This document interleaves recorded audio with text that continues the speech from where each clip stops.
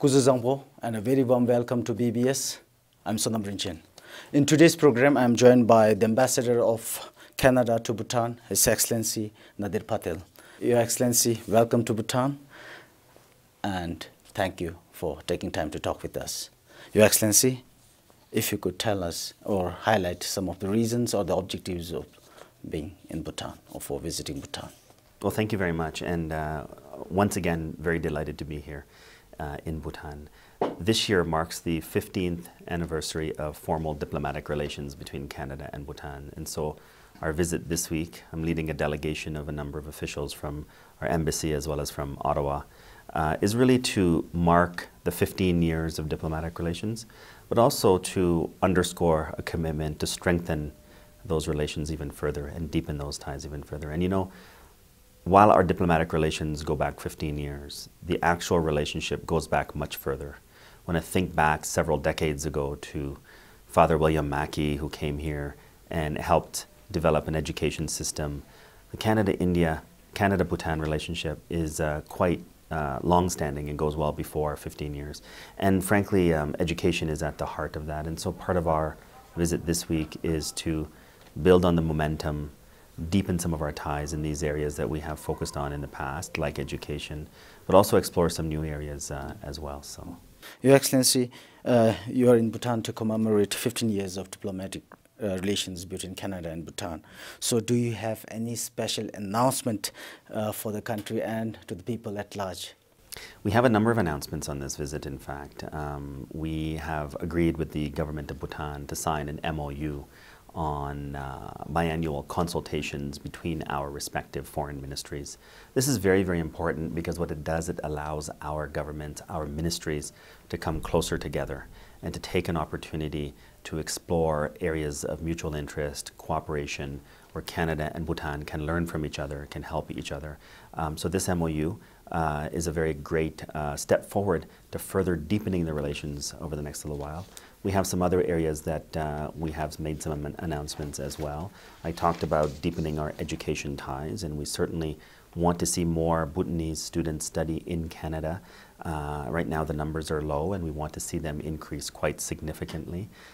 We've also announced today a contribution from one of Canada's crown corporations, the International Development Research Centre, in the education space. It's to provide some funding for scholars from Bhutan to study at Oxford University's Centre for Bhutan Studies.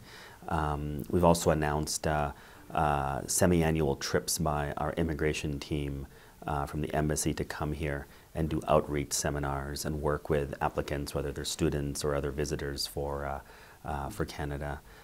We have some funding from our embassy for local initiatives where we work with organizations in areas that are of mutual interest, such as women and girls, health and nutrition. These are some local funding initiatives that we've also announced today. And there are a few other things like that that I'll speak about later today. But we're very excited about this visit, and some of these initiatives are small examples in ways in which we can really deepen the relationship. Your Excellency, you have launched a new social media accounts, We have. Canada and Bhutan. That's right. So we've launched a dedicated social media channel through Twitter and Facebook for Canada in Bhutan. And what we want to do is really populate those channels with as much information about Canada's presence in Bhutan, about what Canada can do or is doing with Bhutan. And it's a venue or a platform for Bhutanese to come take a look at what's happening in Canada and how we can advance our relationship even more, how we can attract visitors and students or initiatives and projects as well. So I encourage all of your viewers to check out our space, Canada in Bhutan. And we have been tweeting this week and posting this week, and we'll continue to do that.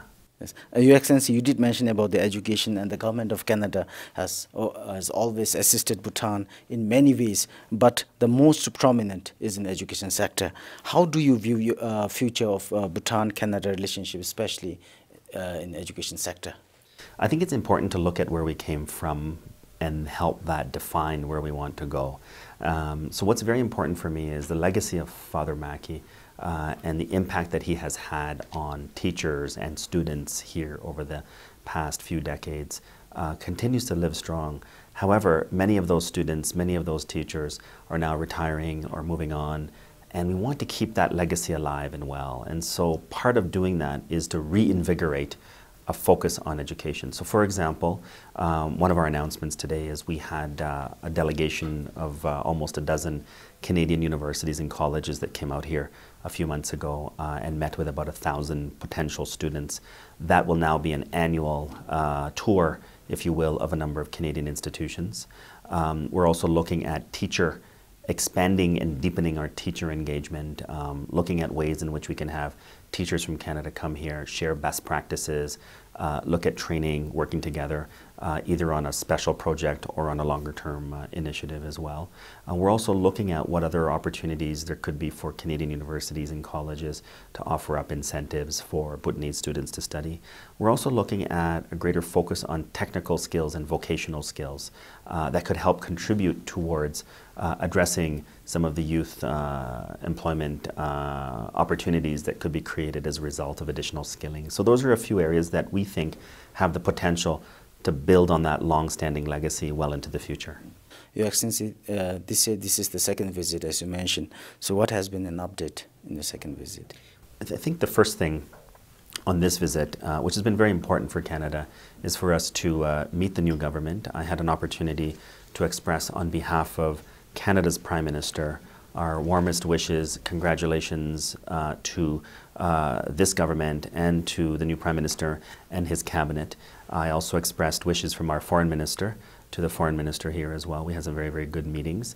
So part of this has been relationship building with the new government, expressing our warmest wishes on their success, but also looking forward to work with the government going forward. And then part of that, of course, is this MOU with the ministry-to-ministry collaboration, and I think that's groundbreaking. We haven't done that before, and what that will do is force, in a positive way, our ministries to stay connected so we can regularly look at what we're doing and what we could do more together. And then, of course, really having a concerted focus on education going forward is very important. And finally, on this visit, we're looking at ways to diversify the areas that we focus on. So, for example, trade between Canada and Bhutan is quite moderate, but there are ways in which we could expand that. And there are some sectors where Canadian companies are very active and have great technology capacity, and Bhutan can benefit from some interactions with some of these companies, for example, in agricultural technology.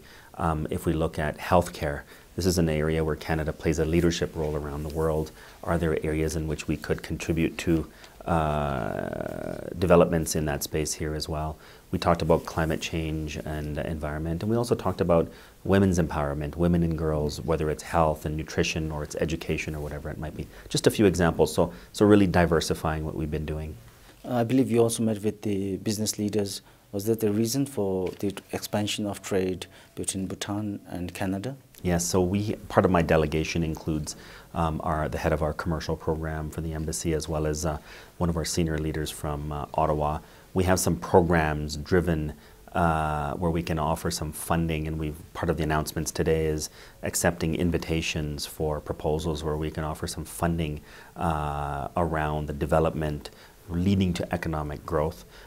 We met with the Bhutan Chamber of Commerce, and part of this is to explore what are the interests of Bhutan and Bhutan companies, where can Canada play a role, and that's part of what we're doing on this trip as well. Your Excellency, there are lots of Bhutanese students now visiting Canada to study.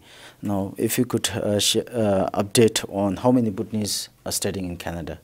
Right now, the numbers are quite moderate. I think we're around 60 or so, 50 to 60 students, which is very, very low, and among the lowest it's been. And so one of the things that we have done is, along the lines of some of the things I've talked about, is how can we increase that number, focus on students developing vocational technical skills through colleges in Canada. Canada has a lot to offer. We have a very cost-effective education environment, a welcoming society, embraces diversity and multiculturalism, best education in the world, and it's a great place to study, and we're trying to bring that story of opportunity here through, as I said, some of these tours with universities and colleges and really showcasing what we have to offer. Also, when students study in Canada, they're allowed to work part-time so they can defray some of their costs through some part-time income, and then after studying in Canada. We have work permit options for Bhutanese students as well. They can stay there, they can come back and bring some skills here that could be very valuable in Bhutan as well. And we'd like to see those numbers increase quite a bit. We don't have quotas, we don't have targets, but if I was to set an informal, unofficial, personal goal, I would like to see the number of Bhutanese students rise towards 1,000 over the next few years. So, Your Excellency, with regard to students, be it visiting Canada for studying or as a tourist, as a visitors, or someone who wants to earn in Canada, Your Excellency, Bhutanese always have to get visa from other countries, other places that involves time and expenses. So my question is, Your Excellency, is there any chances of opening visa assessment center in Bhutan? So, you know, the reason why we don't have a center here is because the volume is very low. The number of applications that we receive for visitors to Canada is less than 1,000. And if we were to open an application center here, it would have to be based on demand. And as a result, it's a little bit of what we're talking about. If we focus on diversifying what we do, promoting trade and business, getting more interest in Bhutanese students to study in Canada, if that results in higher numbers, then I can see a situation where we may consider opening an application center here. But until that happens, it becomes very difficult for us to have a physical presence on the ground, just from a cost effectiveness. So what we're trying then to do is make it easier for Bhutanese to apply for visas in Canada. And we've been discussing this quite a bit lately. So for example, we accept online applications, which means they don't have to leave their home. They can apply online, and then we'll try to facilitate the biometrics and stamping of passports with one visit as need be. We're also looking at, as I mentioned earlier, a couple of times a year sending a team of our immigration officers here to do workshops, to brief and train on how to fill applications, when to do it, what the timelines are, those types of pointers. So in the interim, I think we'll take some initiatives through the embassy and see how we can help make the process easier and faster as well. So. Your Excellency, what are other plans to boost people-to-people contact? Well, you know, we've discussed a number of areas where we could explore new opportunities, but I think that it starts with education, and it also is diversifying into some of the business areas as well that could create jobs and employment. I think that's going to be the most compelling and the most important in terms of people-to-people ties. My final question, since your schedule is so packed, anything to add? I don't have any questions, if you can add anything. Well, the only thing I would wish to add is we've had, once again, a fantastic visit here.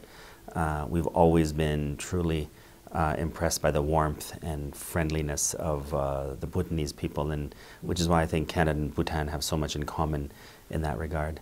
And most importantly, we're honored to be here during on the eve of National Day celebrations. Your Excellency, thank you so much once again, and thank you for taking time to talk with us. Thank you. And thank you for watching the program.